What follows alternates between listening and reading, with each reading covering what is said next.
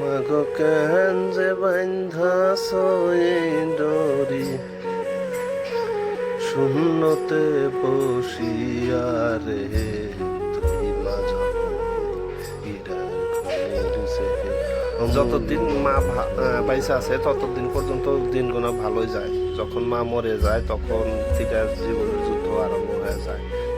ঠিক তেমনই হয়েছিল আমার। আমি যখন ক্লাস 9-এ পড়ি তখন আমার মা মৃত্যুবরণ করে। মরার পরে আমার জীবন যুদ্ধ আরম্ভ হলো। তারপরেও আমি পড়াশোনা করলাম ঠিকই, কিন্তু পড়াশোনায় মন বসলো না, পড়াশোনা ভালো হলো না। মেট্রিক কোনো রকম পাশ করলাম 3rd ডিভিশনে। পাশ করার পাশে তারপরে হায়ার সেকেন্ডারিতে ভর্তি হলাম, তাও পড়াশোনাতে ওই রকম মনোযোগ নাই, পড়ার খরচা দিতে পারেন। আমার পড়াশোনা খুব একটা খারাপ ছিল না, ভালোই ছিল। আমি প্রথমে থেকে এলপি স্কুল এমই স্কুল পর্যন্ত আমি 1st ডিভিশনে পাস করছি। তারপরে হাই স্কুলে যায় আমার রেজাল্ট খারাপ হলো আমার মায়ের অসুখের জন্য। তো বন্ধুরা, যাই হোক, এক অক্ষরের মা, এই মা পৃথিবীর কোনো সম্পর্কর সাথে তুলনা হয় না।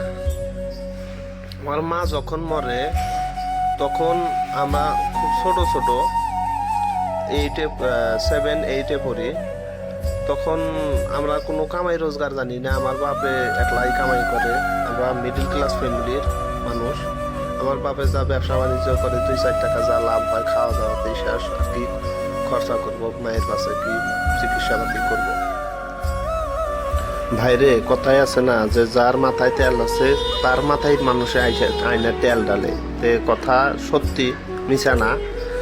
কিসের জন্য কই, আমার বাপ চাচারা সবাই ধনী মানুষ, বড় লোক মানুষ। আমার বাপ বাদে আমার চাচা না আছে সব। আমার মায়ের যখন অসুখ ছিল তখন সবাই ভালো চলছে।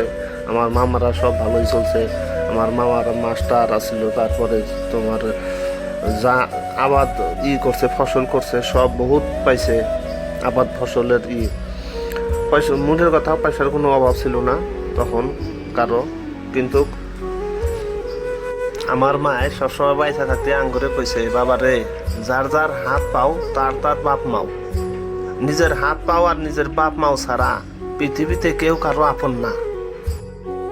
তো কথাটা সত্যি। কিসের জন্য কই, আজকে 10টা বছর ধরে আমি এই বিদেশে পড়ে রয়েছি, প্রবাসে পড়ে রয়েছি। যদি কোনো টাইমে কোনো একটা যদি কল আসে, সেই কলটা হইতেছে আমার বাবার কল, তাছাড়া